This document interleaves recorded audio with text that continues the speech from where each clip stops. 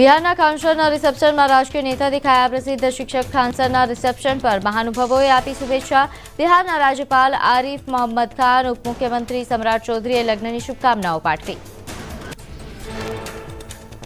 હિમાચલ પ્રદેશના મનાલી નજીક રોહતાંગ પાસમાં ભારે હિમવર્ષા। પ્રવાસીઓએ ઉનાળામાં પણ કર્યો શિયાળાનો અનુભવ। મેદાની વિસ્તારોમાં કાળઝાળ ગરમીથી રાહત માટે મનાલી ગયેલા પ્રવાસીઓએ ખુશી વ્યક્ત કરી। ઉત્તરાખંડના ચમોલી જિલ્લામાં પર્વતોમાં બરફવર્ષાથી રસ્તાઓ લપસણા થયા। હેમકુંડ સાહિબમાં બરફવર્ષાના કારણે પગપાળા માર્ગ લપસણો થતા પ્રવાસીઓને વેઠવી પડી મુશ્કેલી। એસડીઆરએફની ટીમ રસ્તા પરથી બરફ હટાવવાની કામગીરીમાં જોતરાઈ।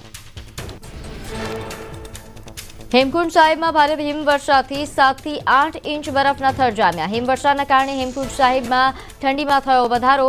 અટલ કુઢીથી હેમકુંડ સાહિબ સુધીના પગપાળા માર્ગ પર જામ્યો બરફ। પહાડો પર હિમવર્ષાના કારણે તાપમાનમાં નોંધપાત્ર ઘટાડો થયો। હિમવર્ષાથી બદ્રીનાથ ધામ અને હેમકુંડ સાહિબની સુંદરતામાં થયો વધારો। બદ્રીનાથ ધામમાં ભક્તોની સંખ્યામાં વધારો જોવા મળ્યો।